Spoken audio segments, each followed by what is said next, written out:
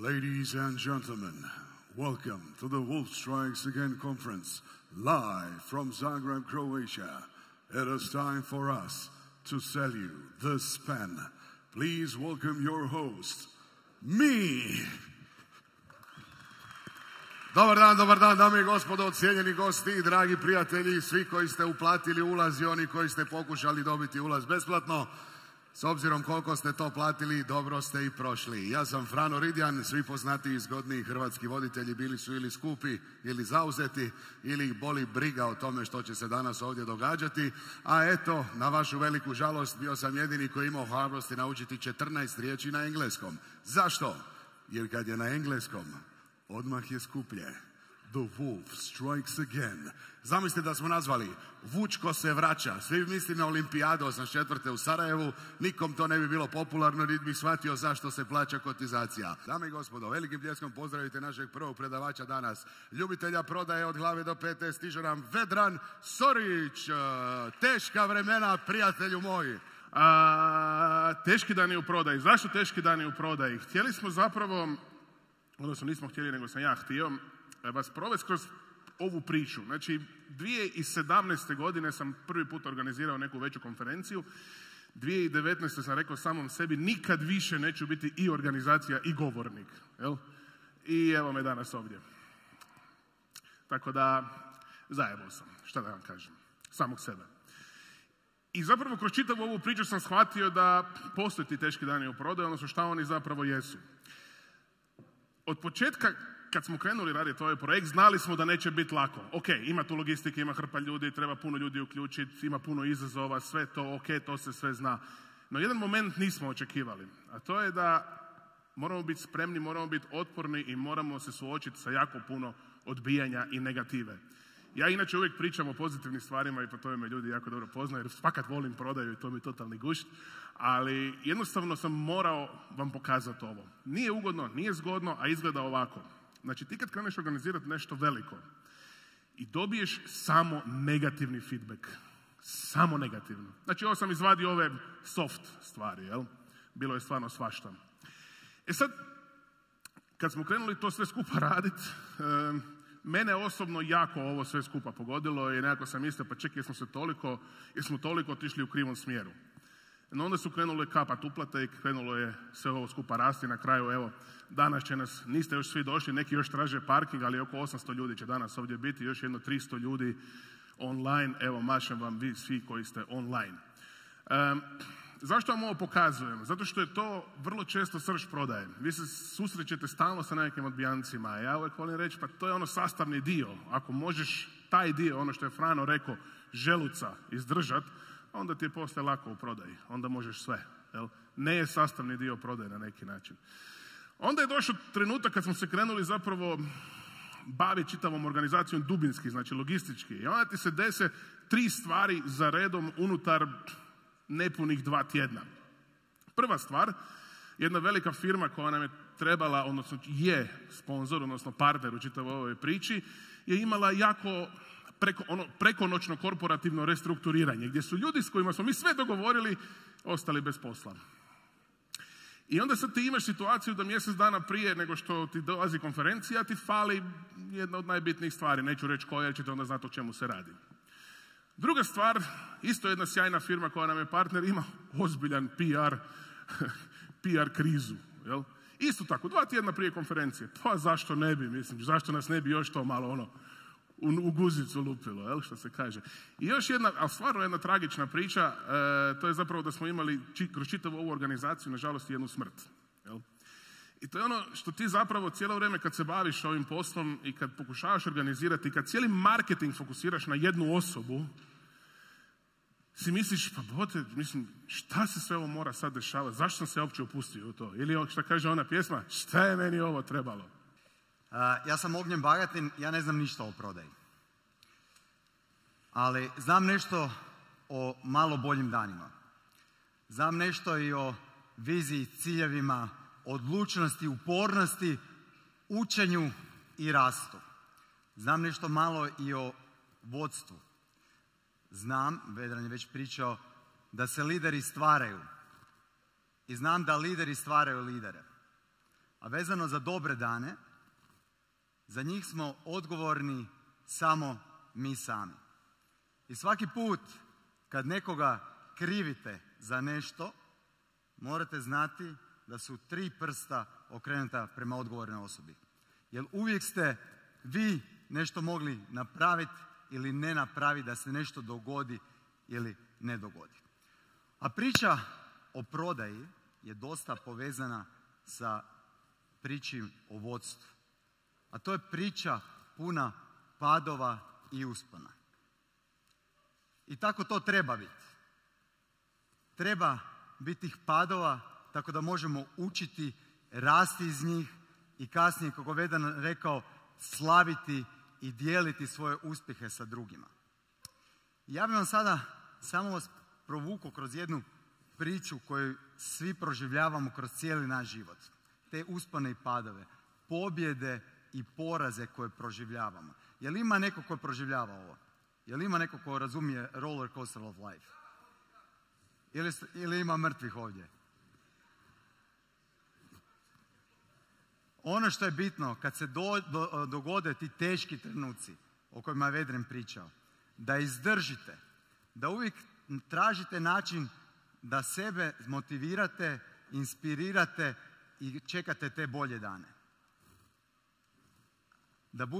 Da razvijete sposobnosti, da prođete kroz to i da se kao ptica Feniks izdignete iz pepela. Meni radiologija kao strast je dovoljna, ali meni to ne ispunjava dan. Naime, ja sam luđak koji onda nakon radnog vremena razmišlja što mogu raditi. I družim se sa obitelji, volim svoju ženu, volim svoje dijete i volim se družiti s njima, ali taj mozak cijelo vrijeme radi, ok, što ćemo napraviti. I onda sam u nekom trenutku došao do toga, pa čekaj, što ja ne bi bio proizvod? To se izrodilo iz nečega što je bilo slučajno, a slučajno je bilo to da mi je u ordinaciju ušetalo malo dijete, 4 godine, koje je bilo pretilo. Pretilo dijete bez jednog zuba, znači crne točkice umjesto zuba. I ja gledam to pretilo dijete s točkicama umjesto zuba, napravim ultrazvuk i dijete ima masnu jetru. Masna jetra, za sve vas koji ne znaju, to je prije bilo od alkoholičara, a danas imamo skoro svi. Zato što jedemo i pijemo bez granica i te igre bez granica zapravo dovode do masne jetre. I onda sam shvatio, čekaj malo, toj majci nitko nije objasnio da to dijete je zapravo sad kao neki kronični alkoholičar ispred dućana. I onda sam krenuo, ok, pa mogu bi ja to objasniti nekom. Pa sam gledao na internete, na internetima je tad bilo u Americi 5 doktora koji su govorili da moramo to raditi, ok. I onda sam si mislio, ok, to zvuči kao ok niša za mene koji volim razgovarati sa ljudima, kojem je stalo do zdravlja ljudi i koji volim javno zdravstvo jako, prvenstveno zbog našeg velikog Andrije Štampara, koji je bio najveći prodavač javnog zdravstva u povijesti čovječanstva. Tako da ja bi pljeskao za Andriju Štampara, ali ne morate ni vi, ali ja bi za Andriju Štampara veliki pljesak jer je promijenio. Ako znate za ono pij dovoljno tekućine i nemoj izgladnjivati ljude da ne umru, pa Andrija Štampar je bio taj koji je to prvi put nacrtao ljudima i rekao ljudi moraju pit iz čistih izvora i ljudi moraju imati dovoljno za jest da bi bili zdravi. Tako da slava njemu prije 100 godina. Ali što se u 100 godina promijenilo? Promijenilo se to da ljudi ne dobivaju dovoljno informacija. I onda sam ja krenuo, ok, možda bi mogao probati neki kanal sa informacijama. Svi oni koji me znate sa interneta, možda ste vidjeli neke od mojih onih poruka, dajte malo više pijte i tak dalje. To su opće poruke koje pokušavam prenijeti ljudima da znaju više o svom zdravlju. Medicina, kao što sam rekao, ima onaj dio radimo onoliko koliko je potrebno da čovjek bude bolje. Ne prodajemo više. I sad svi imamo taj ok. Ali bio sam kod doktora pa mi je rekao dođi mi privatno. Bio sam kod ovog pa mi je rekao nemoj ovaj lijek nego ovaj lijek. Jel taj skuplji? Je, taj je skuplji, ali je i bolji. I tako svi smo upoznali zapravo tu prodaju koja se uvlači u medicinu, ali ono što vam želim danas poručiti je da zapravo ako gledamo etički kodeks medicine, mi ne želimo ljudima prodavati više od onog što im treba da bi se izliječili. Mi im želimo dati točno ono što njima treba da bi oni bili bolje. I to oni koji surađuju sa mnom su sad već upoznali. Ja volim ljude odbiti kad se samo indiciraju na nekakav pregled i dođu meni i ja im onda kažem oprostite, ali ne morate potrošiti tih 500, 600, 700 kuna, sad u eurima preračunato, da bi to saznali. Vi ste ok. Ako će se dogoditi problemi, doći ćete opet. I ta filozofija zapravo sačuvanja kupca, ajmo reći, je u medicini puno važnija nego jednom kupcu uvaliti odmah sve. Suplementi, estetika, longevity, sve te stvari igraju na prodaju. Sve te stvari igraju na to, mi to možda trebamo. No to nije medicina. To su paramedicinske stvari koje vam prodaju zato da bi nešto došlo do potrošnje i da bi se negdje nešto potrošilo od čega netko ima korist. Pitanje je koliko vi imate koristi od toga. To je ono s čim se ja volim baviti jako, a to je kolika je etička količina dokaza u tome što vi stvarno trebate i onoga što se nudi. I zato ne volimo ljude koji se samo indiciraju na magnet cervikalne kralježnice, jer pitanje je treba li ti uopće magnet cervikalne kralježnice. Ne volimo ljude koji se indiciraju samo inicijativno na, to mi je klasik, sad pazite ovo, kolor Doppler karotida, jel me tu otraga stišće, a boli me i glava. I onda ja kažem ljudima, ok, sad si došao 100 eura potrošiti na to da ti ja kažem da su ti uredne krvne žile. Neću ti to napraviti, jer ovo tu nisu karotide. To nisu karotide, to je vratina. Karotide žive ovdje i to bi ti davalo simptome moždanog udara. Tako da to nije to. Prodaja u medicini ne služi da bi mi uzeli novac. Nažalost, danas se ta dva sustava miješaju. I ono što vi dobijete zapravo je džumbus između sustava zaista čovjeku treba i između sustava mi smo sjajni prodavači i prodat ćemo sve. Tu treba naći nekakvu srednju idealnu vrijednost. Ta srednja idealna vrijednost je nešto što se trudim u svakodnevnoj u ambulanti prenijeti ljudima, a to je napraviti ono što je potrebno da bi ti bio bolje. Kad to čovjeku napraviš, čovjek je zadovoljan. To čovjeku objasniš, čovjek je sretan. Čovjek se vrati nazad po drugu kupnju. Tako da zadovoljan kupac u medicini je zapravo ono što želiš napraviti zato što si tu uspostavio povjerenje koje je nama u medicini najvažnije da bi ostvarili dobar rezultat, to jest dobar ishod za čovjeka. Jer to nam je jedini imperativ u medicini. Ishod za čovjeka koji je došao, ne moj bankovni račun. I to treba uvijek imati na pameti. Za sve vas koji jeste u medicini ili koji razmišljate biti u medicini, medicina nije nešto što može donijeti velike profite odjedanput sada odmah. Ono se gradi. Today I'm here to tell you that we can actually use behavioral economics, that is psychology, and AI to supercharge intuition. So this was the idea behind my company, Cubic Intelligence, which is a behavioral analytics consultancy based in London. And we started it by, as I said, combining data science and behavioral science to really try to unlock the customer secrets. And then we can drive sales. So I've been in England for 10 years, Nottingham and in London, and I did my PhD in computer science. And when I met Patrick, who is my business partner today, we realized that we both really like to analyze and profile people. So we started our company and we realized that we can actually use our academic research to create a very specific process, which I will tell you about today, and how we can use AI and psychology to build empathy. So in essence, we basically start by analyzing any customer data that we have. And then we are able to create these psychological insights, really rich profiles, and then we give recommendations. And these recommendations are related to the tone of voice that you can use, images, colors, even channels. And all of this is really in the function of creating this resolution that is resonating with customers and really cutting through the noise. U brojevima napravilo nam je razliku od 10% paketa nepreuzeti 2021. godine na 25% 2022. godine. Ako uzmete u obzir da mi radimo 100.000 paketa mjesečno, 15% razlika stvara milijunski gubitak. Na koji način smo mi pristupili? Normalno, svako od vas će da razmišlja na vrlo vjerovatno isti način kako da napravite mikro logistike svoje i da vi radite dostavu, jel?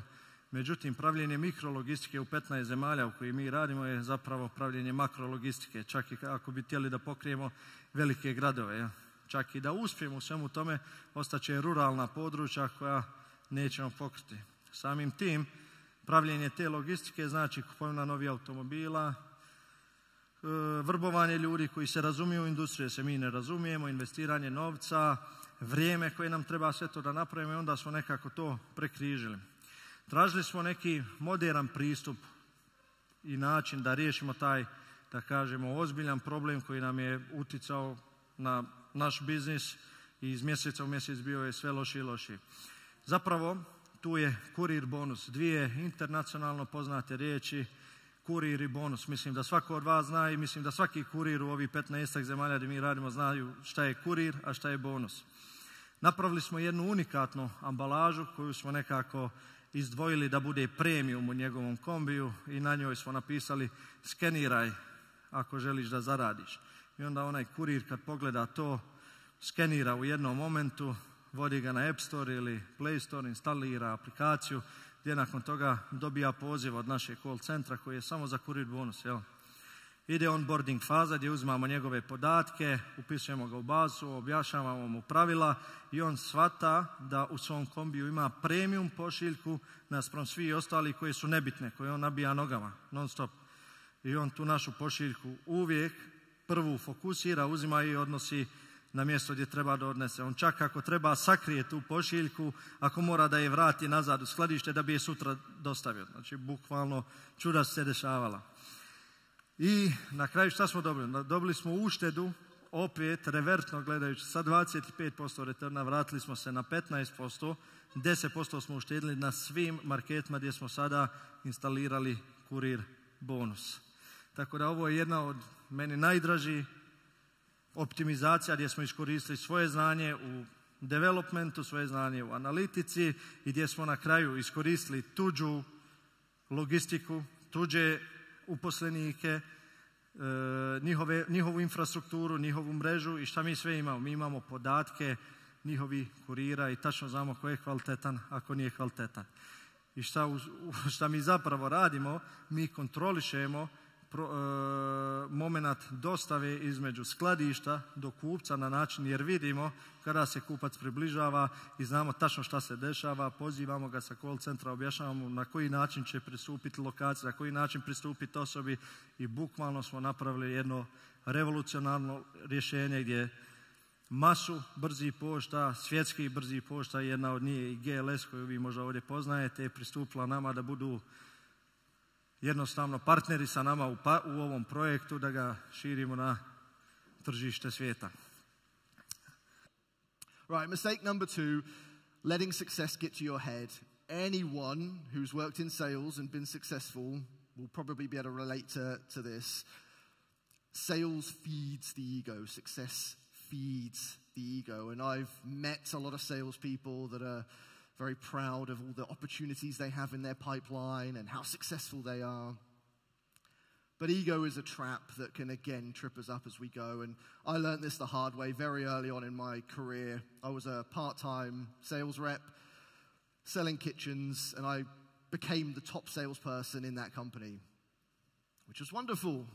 But I thought I was king. I thought I was bigger and more important than my manager, than anyone else in there. And it came to life in one of the most excruciating memories I have of me arriving 20 minutes late to work. This was in an open shop floor, so customers walking around. I cycled in, put my bike down, I'm in shorts and a t-shirt, and I got dressed. The manager came up to me, told me off for being late. I said, I don't care. Got dressed in front of all the customers and just carried on with my shift. The level of arrogance I had back then makes me cringe. It was horrible. But it's a trap that I've seen salespeople fall into that have worked for me, that I've met and spoken with over the years. Ego can be a very dangerous thing, and when you achieve success, it's easy to happen. So my biggest advice for this, as a salesperson, entrepreneur, or a sales leader, is be aware of it. Learn how to coach it, to guide it. Success is good, but there's always more success to achieve. So I can sit here with 1 million followers on LinkedIn, and that's good, but I want to get to 2 million. I want to get to 10 million. So keep setting new goals. If you've got people in your teams that are the top, keep giving them new things to work towards. It's the moment that there isn't anything to go towards that you start to fall into that ego trap. Ljudi su beskonačno empatna bića. Stalno izlaze podaci, veštačka inteligencija računa toliko, izračunala je pi, izračunala je, zamislite, koren iz imaginarnog broja, znači svašta nešto. Ej, čoveče, nisam uopšte fasciniran time. Čime sam fasciniran? Kad majka baci dete i uhvati ga. Kad drugari idu zajedno i 2 sata igraju basket, kao što Minić radi, pa se povredi iz Beograda. Jel me razumete? Mene to fascinira. Ja se s tim povezujem. Ne može nikakav veštačka inteligencija da me pridobije. Ne može da me fascinira. Ona to niti ne razume, niti mi kao ljudi to vrednujemo. Vas, ni mene. Ja imam širok krug prijatelja. Potpisujem vam da niko nije sa mnom zato što ja nešto kao mogu finansijski da mu učinim. Apsolutno niko. I ja nikad ni sa kim nisam zbog toga bio. Ali sam se družio sa ljudima, drugovima, drugaricama, s kojima sam se povezivao na nivou zajedničkih vrednosti, na nivou ja sam ok, ti si ok. Ima ljudi koji su introvertni, koji su umetnici, koji su pesnici. Znači to je grupa koja nema nikakve veze sa mnom. Ali mi smo u režimu ja sam ok, ti si ok. Ako ti pišeš pesme, ja pišem biznis planove. Pa čovječe, mi smo isti. Mi smo vernici, ti si veran svom ličnosti, svoju karakteru. Ja sam veran svom. Mi smo mnogo bliži jedan drugom. Ja samo takve prijatelje imam. Ako tako uspostavite svoj život, ako se tako otvorite prema okruženju, vi bukvalno imate ono što kažu, ima vezu, ima štelu. Vi imate vezu do svakoga. Međutim, izrazito si svestran, ali s druge strane jako fokusiran. I to vučemo iz sporta. Bio si jako polivalentno krilo, međutim ti si se odlučio fokusirati na šut. Iako nekima to nije bilo drago u tom trenutku, ali ti ih nisi slušao si sebe, isključivo sebe. Isto tako danas studiraš na 2 fakulteta i paralelno radiš.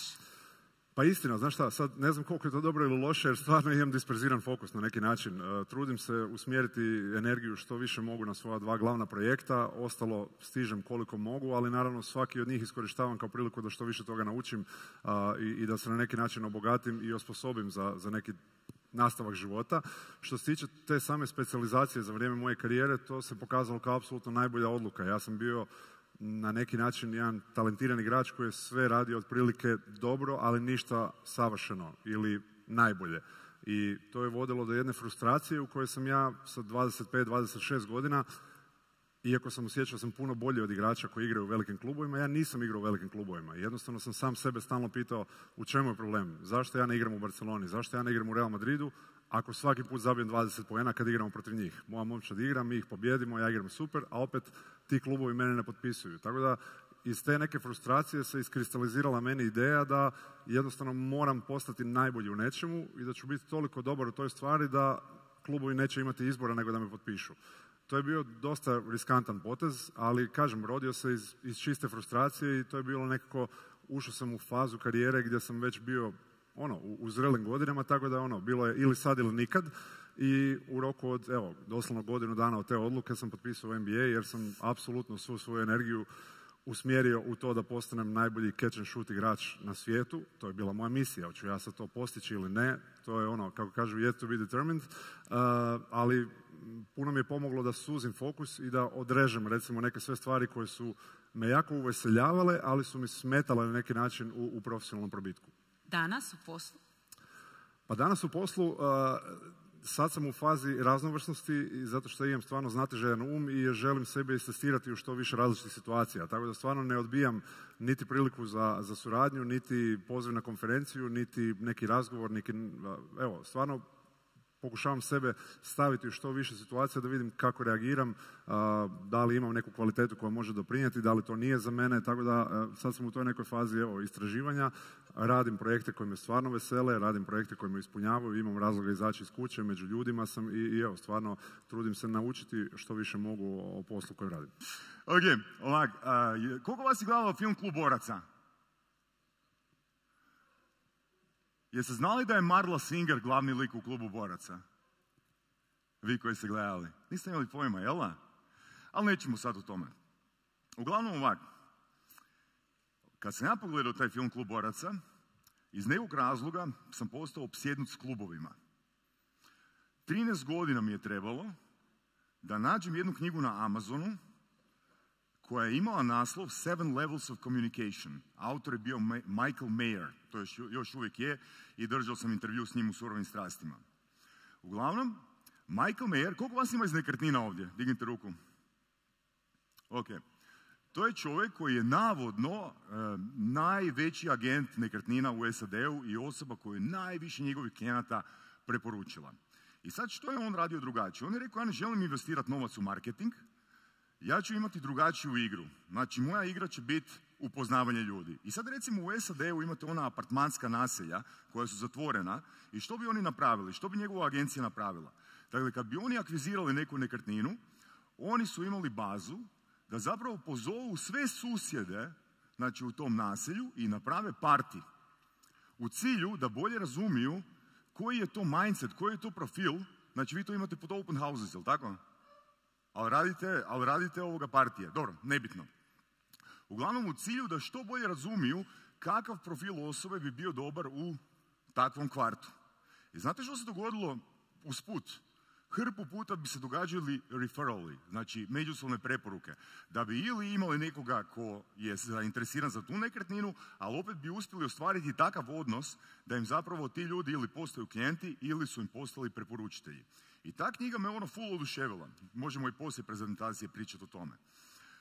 Jednu noć 2013. godine kopam po Amazonu i naiđem na jednu knjigu koja je imala naslov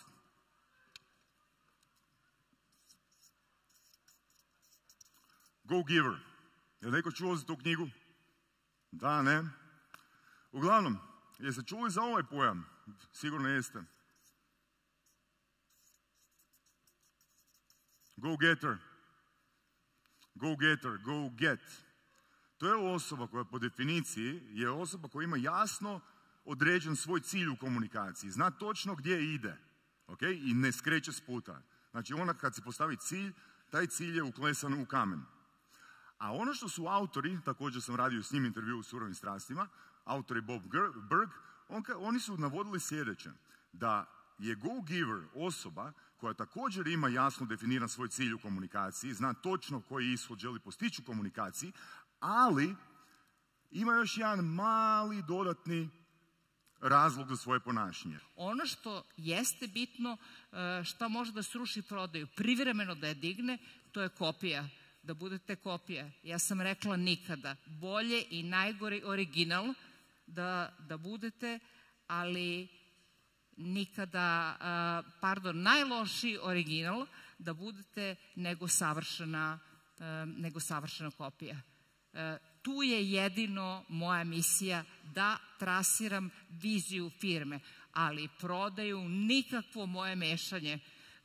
Kada mi dođu često novi saradnici i onda me pitaju šta se vama sviđa, ja odmah kažem nebitna sam ja, bitno je tržište. Naravno da neću dozvoliti neke stvari sa kojima se moralno ne slažem, ali prodaju ćete uništiti ukoliko se vi kao vlasnici mešate šta će da se prodaje, na koji način će da se prodaje, ukoliko ste sanjali te noći gejšu kao što sam ja videla 3 puta ili tako dalje, ili koliko je neko drugi preporučio, doći mnogo. Znate, mi smo najviše grešaka imali u proizvodima koji su bili 2 u 1 ili 3 u 1. I onda sam razgovarala slučajno sa jednim filmskim producentom, razgovarali smo o nekoj tehničkoj opremi, ne razumem se, htjela sam da kupim fotoaparat i rekao mi je nikada kameru i fotoaparat zajedno, ili jedno i drugo, znači ne valja nikada, 2 u 1 ne može da bude dobro. To se pokazalo u kozmetici. Meni je bilo logično da imate ruž u boji i bezbojni sjaj. Ja se izvinjam muškarcima, stave žene nešto na ruž, znate šta je, i stave sjaj bezbojni, to mi je bilo toliko logično. Taj proizvod je propao, a slušala sam svoje komercijaliste koji su mi rekli Mila, naručuje ovoga 50.000 komada.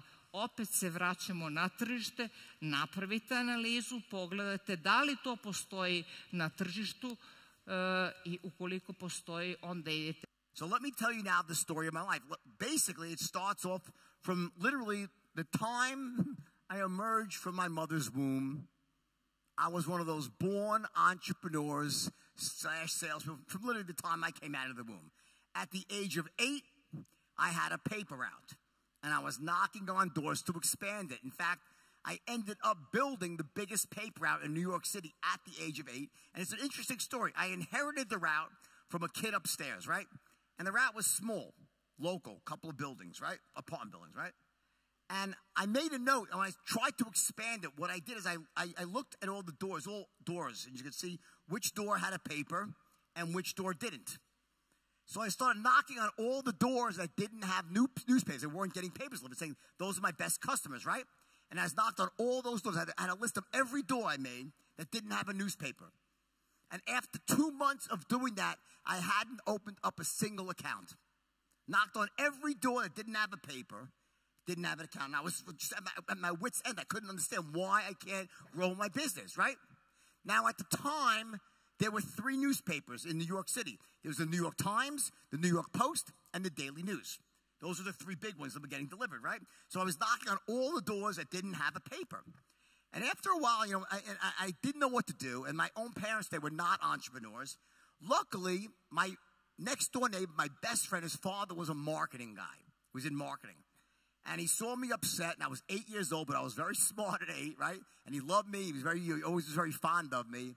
Okay, in fact, many years later, he had this expression. He goes, if you flush Jordan down the toilet bowl, he'll come up holding a plumber's license. That was what he said about me, right? But at the age of 8, you know, I was banging my head against the wall, and he goes, all right, what's your problem? What are you doing? And I explained to him what I was doing. That I made a long list of all the doors that didn't have a newspaper, and I'm knocking on all these doors, and no one's buying. Most aren't even home, and no one's buying. He starts laughing. He goes, well, let me tell you this. I have bad news for you. I'm like, what? He goes, you're knocking on the wrong doors. I'm like, how is that? He goes, listen, there's 2 types of people in this world. Those that want to get newspapers delivered to their homes and those who don't. Right now, you're knocking on all the doors of those who don't. He goes, do you think you're the first paper boy that's been through this neighborhood? I said, no. He goes, right. Everyone's knocked on these doors before, right? Well, guess what? Those are all that don't answer the door. They're not home during the day, so that's why they're not getting papers. Or they've been knocked on, and they said no. That's why they don't get the paper delivered. He goes, what you need to do is this. He goes, you deliver the Post. Go knock on every door that has the New York Times or the Daily News. If they read 1 paper, they read 2 papers. People either want the paper delivered or they don't. I was like, really? So what I did is I watched every paper. I knocked at every door. I had the Times, said, I'll give you a deal on the Post. Sure. Boom. Everyone's buying all of a sudden. Within 3 months, I had the largest paper route in New York City. It encompassed 2 areas, 2 neighborhoods. I had to get my mother to drive me to the second neighborhood, right? But what was the lesson? The lesson is you want to sell things to people that actually want them and need them. Like, you know, sell me this pen from the movie, right? What does that really mean? That means before the proper response to sell me this pen is to ask questions. Are you interested in buying a pen? Have you used pen? What do you want the pen for? Are you looking to buy? To just randomly try to sell someone something that doesn't want it is a fool's errand. I intuitively, not knowing, I was trying to sell things to people who didn't want them. When I went into the stock market and became so successful, who did we call? Who did we target?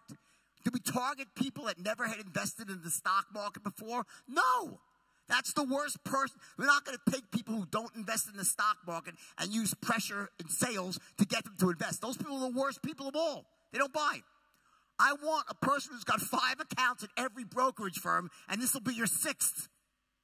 If you're selling makeup, don't sell to people who don't wear makeup. Sell to someone who already uses makeup and sell them better makeup or dresses or newsletters or whatever it is you're selling, or insurance. You don't sell insurance or don't like insurance.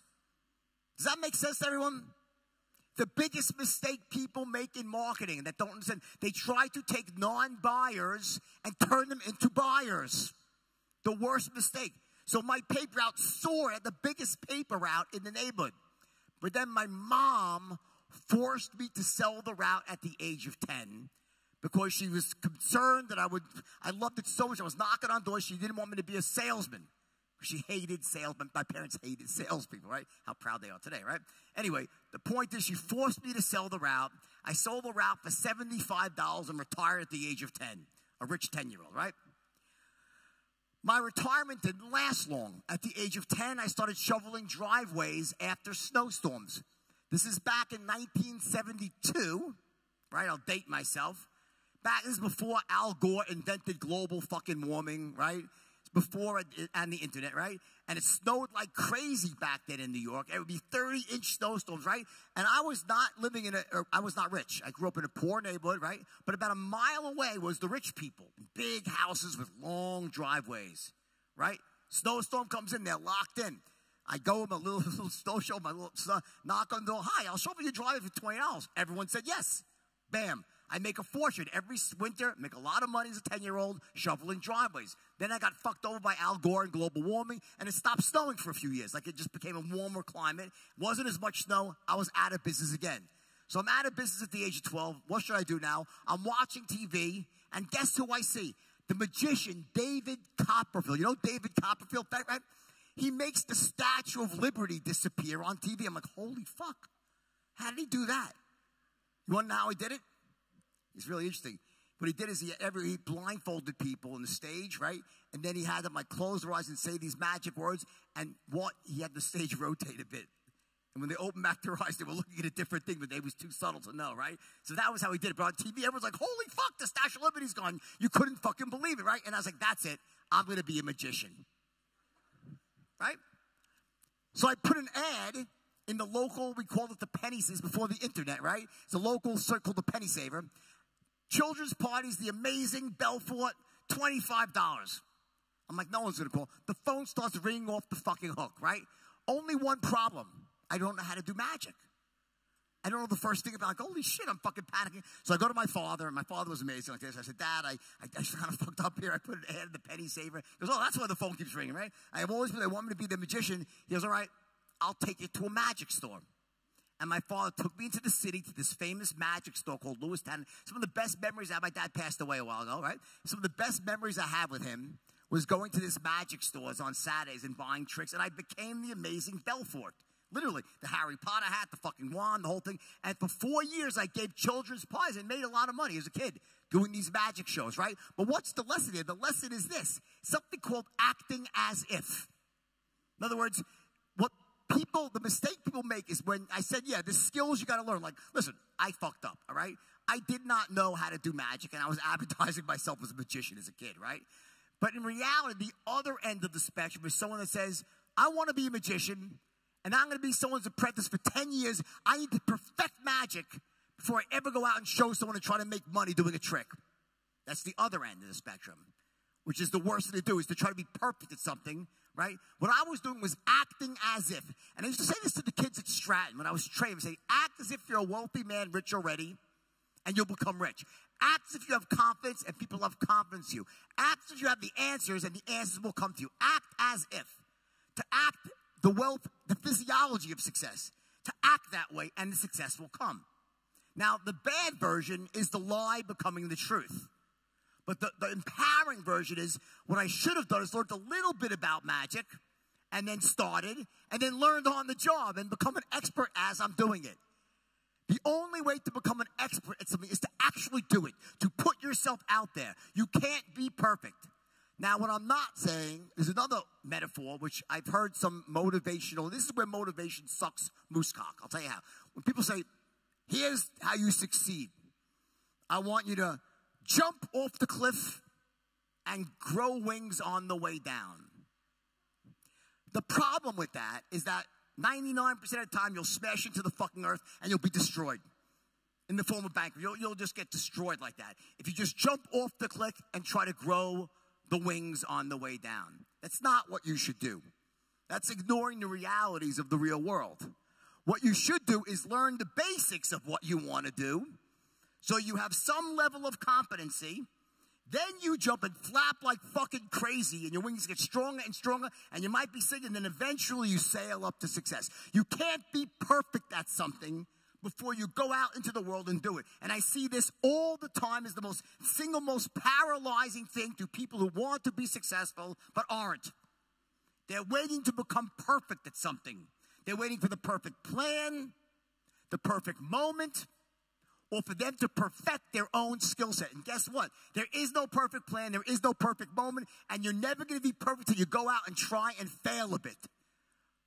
But you want to be perfecting your skills and learning and growing and getting mentored, right? And have a good plan in place. And then you take that leap and work your ass off. And I promise you, in that way, more often than not, if your plan is solid, you will eventually soar to success. That makes sense? So I did these shows, and I made some money. But then at the age of 16, I hit it big for the first time. How I did it was I was on a beach in New York. Anyone been to New York here? Who's ever visited New York in the summer? There's a beach called Jones Beach. On a hot summer sunny day, there'll be 1 million people on this beach, packed blanket to blanket to blanket. And the beach is such, there's a very long walk. It's a long beach and a wide beach. There's a long walk from the shoreline to the concession stand to get a drink. And I'm at the shoreline with my buddies, and I'm watching all the people bitching and moaning. I fucking gotta walk up and get a drink or an ice cream, right? And I'm like, I wonder what would happen if I just bought a little cooler and went down to the shoreline and sold ice cream to people. If they'd buy it.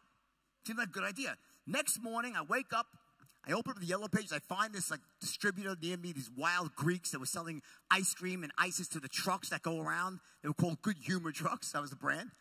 And I buy a white styrofoam cooler for $7. I go down to this distributor in Astoria, Queens, an area where I grew up in New York, right? And I buy a barrel of like these scoop Italian ices, Chipwiches, Fudgicles, Milky Ways, Snicker bars, frozen fruit bars, right? I buy slices of dry ice, I throw it on top, and I go down to the beach. The full cost of my cooler was $22, including the cost of the cooler. I walk down to the shoreline. The year is 1978. I was 16 years old then, right? And I start yelling, Italian ices, chipper. Within 1 hour, I sold out the entire cooler and made $120 in 1 hour. At the time, minimum wage was $1 an hour. I made more than my parents, anyone in my neighborhood. In 1 hour, I made $120 fucking dollars, and most of it was in singles. It was like this fucking big.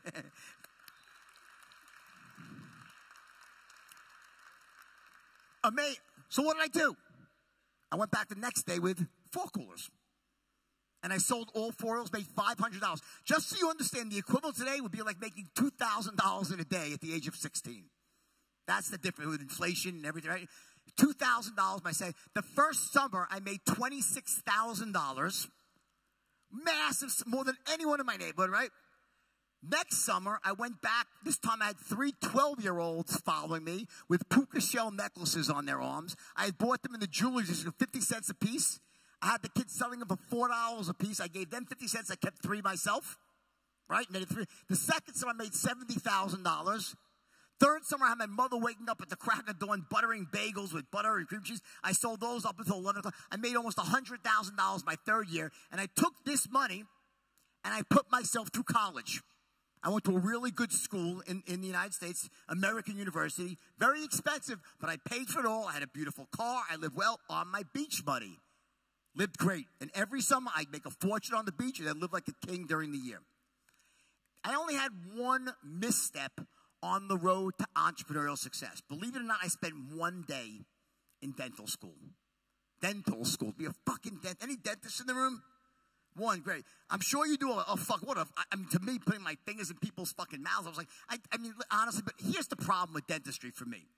I had an uncle who was a dentist, and he was very wealthy, right? And from the time I was 2 years old, sitting in the high chair, my mom, as she was spoon-feeding me applesauce, she'd be like, the only noble way to be wealthy is to be a doctor, a dentist. It's like fucking hypnosis, doctor. As the food's a doctor, dentist, right? So at the age of 21, when I graduated from college, if you would have asked me, what do you want to do for a living? I'd say, I want to be rich for a living. I didn't know what I wanted to do. Now, medical school would be another 8 or 9 years. Like, I'll kill myself, right? I had my mother's voice, doctor, dentist. I said, well, you know what? Fuck it. I'll go to dental school. I'll still be Dr. Belfort. Dentists make a ton of money. It's 4 years. Everything will work out perfectly, right? So I go to dental school. I applied to both medical and dental. Got into both. I chose dental, right? The first day of dental school, I walk into the orientation. It's about 100 kids in like an auditorium, right? And I look around. The kids are pretty bright-eyed and bushy-tailed, so to speak. Like, look pretty sharp. Like, all right, so far so good. The dean stands up on the stage. He's got a white jacket on, white hair, very dental looking. I'm like, all right, he looks pretty sharp, right? And the dean says, I want to welcome you all to the Baltimore College of Dental Surgery. You're very proud to be here. Dentistry is a wonderful profession. Give yourself a round of applause. And everyone starts fucking clapping. I'm like, all right, this is great. Rah, rah, rah, right? He goes, but wait. Let me say this. The golden age of dentistry is over. If you're here to make a lot of money, you're probably in the wrong place. I'm like, what the fuck? I'm in the wrong place. And I got up and I fucking left. Well, walked right out. First day, dropped out of dental school. Never looked fucking back. Now, I was so embarrassed, like I couldn't bear to tell my mother. So like I hid down in Maryland, it was Maryland near DC for 3 months. Finally, my money ran out. I had to get real in my life. So what did I do? I answered an ad in the paper for sales. It said, action, make $1,000 a week, company vehicle. I'm like, this will be fucking great, right? And I come back up, I have to break the news to my parents that I dropped out of school. I'm like, Mom, Dad, I'm out of school. I'm done. I can't be a dentist. I hate it. I'm going to be a salesman. And in my word, just so you know, the word sales was synonymous with the word slime and bucket. My parents hated salespeople. Like my father, when the door-to-door sales would knock on my door, he'd take out a fucking shotgun and wanted to shoot. He hated salespeople, right? And I'm like, I'm going to be a salesperson. My mom's like, oh my God, my son, the salesperson. I'm like, well, Mom, it gets worse. I'm selling meat and fish. My son, the fish salesman. What am I going to tell my friends? Oh my fucking God, right? Anyway, they were devastated. All right, but what could they do? So the next day I go down to this warehouse. It's a warehouse, right? And it's a job selling meat and seafood door to door. This is my first real experience. We're going to people's homes, knocking on doors, cold calling, right? And this is where I enter the world of sales. So I have all this experience behind me, this young entrepreneur, hungry for money, all these successes. I drop out of school, and now I enter the world of sales for the first time. And this is a perfect moment to take our first break, because when we get back, I'm going to tell you exactly what happened and how I eventually landed on Wall Street, right? And revolutionized the game there in terms of selling by creating a system called the straight line. Many of you probably know it, which is a system that's used all over the world now by companies in all different industries. It's incredibly powerful. So when we get back, I'll tell you how I created that, how it happened, and how you can use it in your own business to make massive money, all right? Sound good? Yes? All right. Every sale is the same. And I write these words on the board. I'll write them for you right now. I write the words. I watch every sale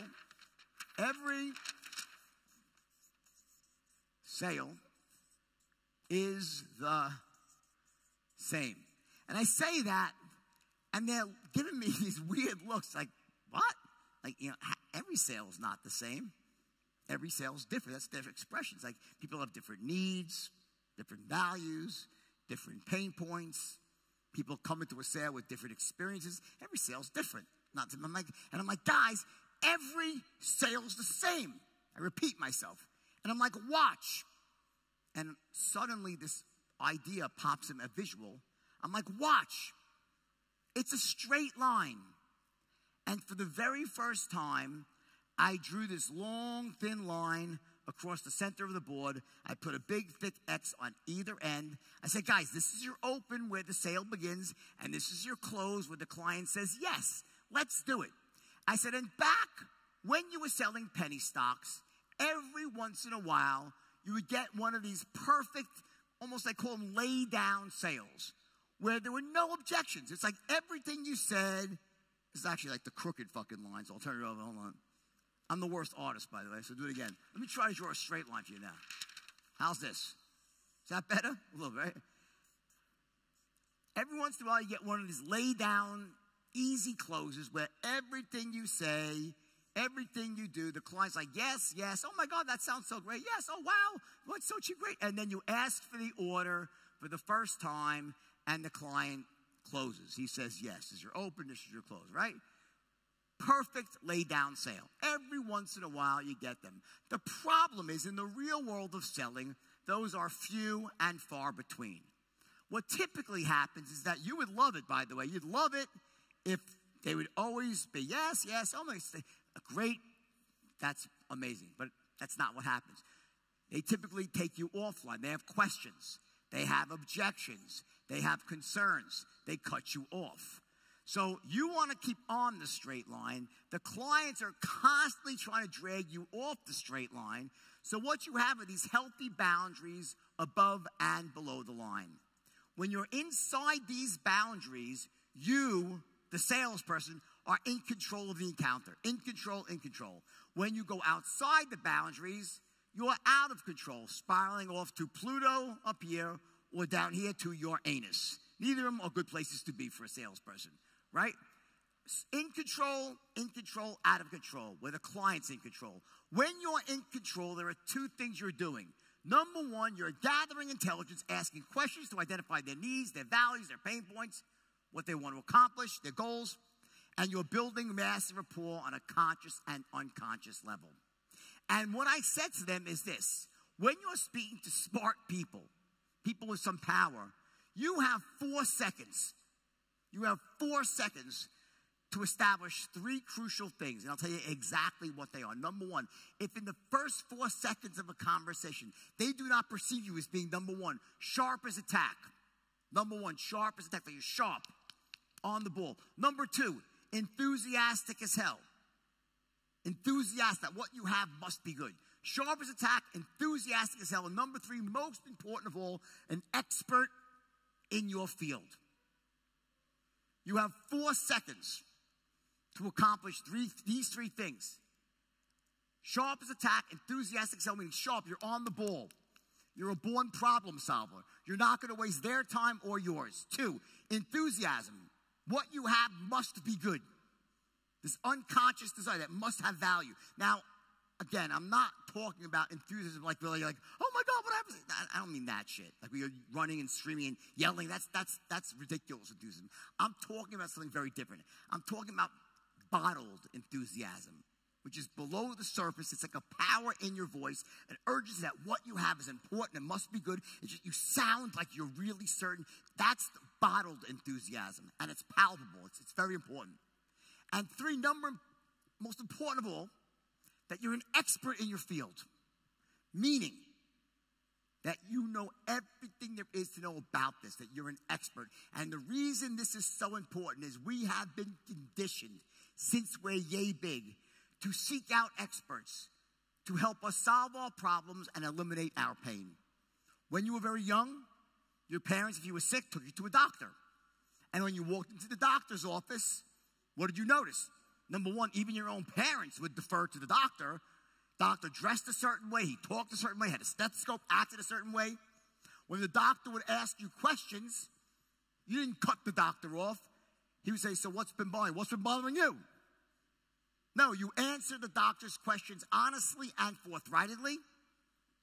He follows a certain logical line, and when he's done, he offers you a solution. He's an expert in his field. You defer. You don't interrupt him. You don't cut him off. As you grew up, the same thing happened if you needed a tutor or a coach in a sport. When you became older and went into business, you hired a lawyer or an accountant. We always seek out experts to help us get the best result possible. We are conditioned to do that. And when we are in the presence of an expert, or someone we perceive to be an expert, we defer, meaning we hand over control of the conversation. We allow the expert to guide us through the process. Conversely, when you're in the presence of a novice, what do?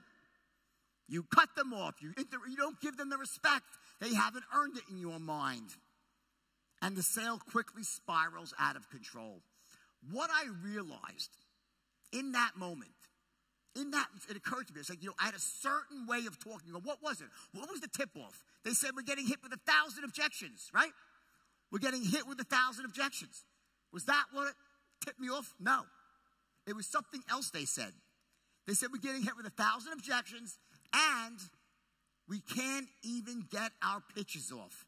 They keep cutting us off and interrupting us. Guess what? That wasn't happening to me. No one cut me off. I was getting the same objections they were getting. But in the end, after I asked them to buy, then I get the objections. In other words, what was happening was, and I realized, just hit me like a ton of bricks, they are listening to my brokers, these young kids. They know they're idiots. They know they're not professionals, they're not experts, and they're fucking with them. They're cutting them off, interrupting them.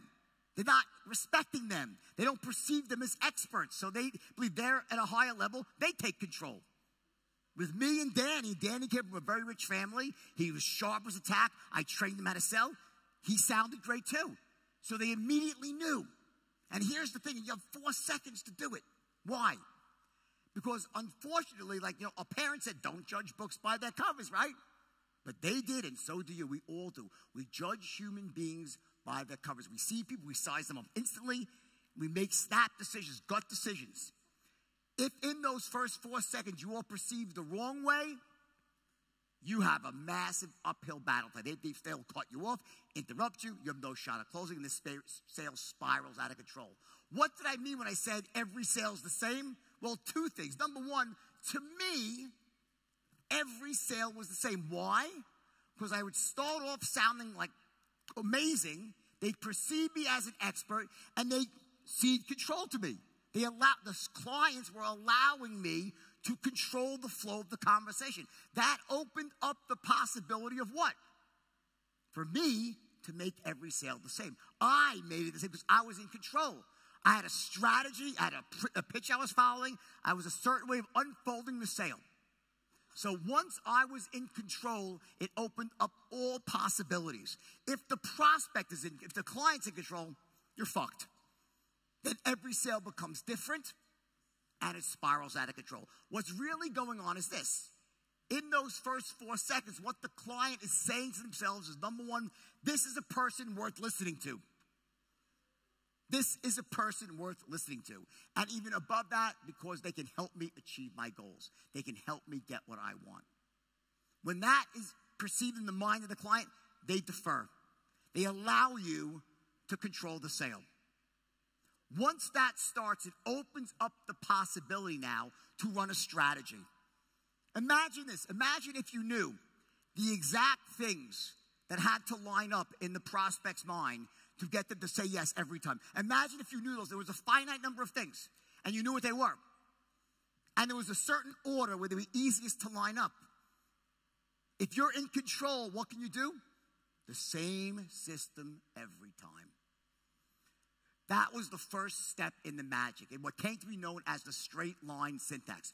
Put up the sign very quickly for the straight line syntax. What is it? Okay? Straight line syntax is the order in which you go about creating certainty. Number one, you must take immediate control of the sale. 2, you use that control to start asking questions. Sell me this pen. The first thing you do is you ask questions to identify their needs, values, pain points. You always ask questions first. Then as you're asking those questions, you're doing it in a way that builds massive rapport. You build rapport by asking smart questions and also helping people clarify their answers. So as they're answering, you're like, yeah, ooh, You're giving them feedback. Not being silent, you're actually interacting as they answer questions. So by the time you're done asking all the questions, you know everything there is to know, boom, they are perceiving you as sharp, on the ball, expert, even more so. And then you do what's called your straight line transition. You go into a transition. So Jim, Jill, John, based on everything you just said to me, this program here, this stock, whatever you're selling, is a perfect fit for you. Let me tell you why. And now they're hanging on your every word. They're saying this is an expert. They're listening. You're in control. You do what's called a straight line presentation. Okay? Boom. And then it ends with asking for the order for the first time. Now, I'm out of time again. I need 5 more minutes, all right? So give me 5 more minutes here, all right? You want 5 more minutes? Question. What are the things that must line up? I'll give you the first 3, okay? What did I say here? What was the magic? I said, boom. They didn't know the name of the stock, didn't know Ventura, didn't know the company. 3 strikes and you're out. As it turns out, it's pretty prophetic. Here's the deal. I said sales is the transference of emotion, right? The primary emotion we're transferring is what? Certainty. Meaning certainty that the stock the product, the service is the absolute best fit, right? It's the best one. Best value prop, best cost benefit ratio, it's the best, right? So imagine this. Sales is the transference of emotion. Here we go. Oh, let me use this one. Okay? Let's draw a line, a continuum of certainty, right? Between a 1 and a 10. 10 means absolute certainty. They fucking love it.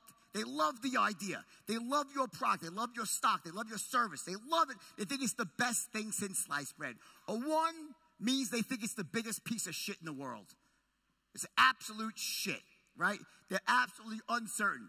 What does a 10 sound like? Oh my God, that's the best stock ever. It's going up to the moon. That's the best hair cutter in the world, the best insurance product. I love this car. Whatever the product is, it's the absolute best in the mind of the prospect. A 1 that thinks it's the biggest piece of shit. That makes sense? Great. So a 5 means they're somewhere in the middle. It's okay. It's not good. A 7, oh yeah, it's pretty good. Not as much as a 10. A 3, yeah, it kind of sucks, but not as bad as a 1. It's a continuum, right? Question. When you ask someone to buy, where do you want them? You ask for the order for the first time. Where would you want them? Close to a 10 as possible or a 1? Obviously, you want them at a 10 or as close as possible, right? So let's say you do that. Let's say you make your presentation, and when you're done there at an absolute 10, they love your product. They think it's the best thing since sliced bread. Question, will they buy? Yes or no? No? Who wants yes? No? I'll save you time because we're out of time. The answer is not yes. The answer is not no. The answer is maybe. As in maybe they will, maybe they won't. Why? Because what if in the process of getting someone to a 10, of explaining to them why your product's right, you get them to that 10, right? But you did it in a way that somehow made them not trust you. You were sneaky the way you did, talk too fast. Something that you did made them not trust you or like you. Question, will they buy now, yes or no? No fucking way. So it's not enough to get them to a 10 for the product. That's not enough. That's one thing, the product.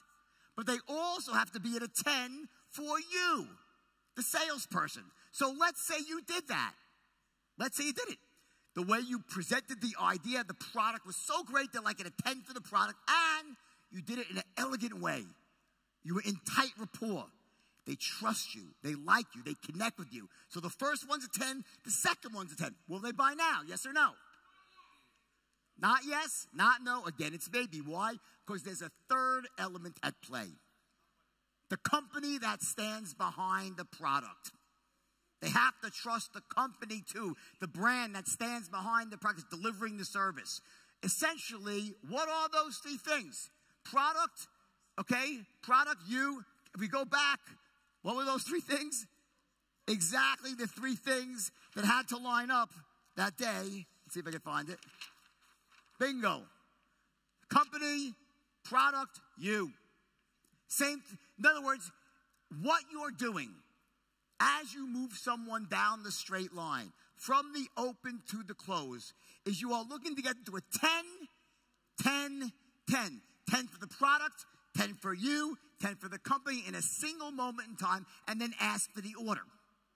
Now, if they are not at a 10, 10, 10, what would they say? Let's say they're at a 7, 8, 7. What are they going to say to you? You ask them, they say, I don't really like your product. I don't trust you. Is that what they're going to say? No. You know what they say? Sounds good. Let me think about it. Let me call you back. But they give you objections. As it turns out, objections are smoke screens for uncertainty.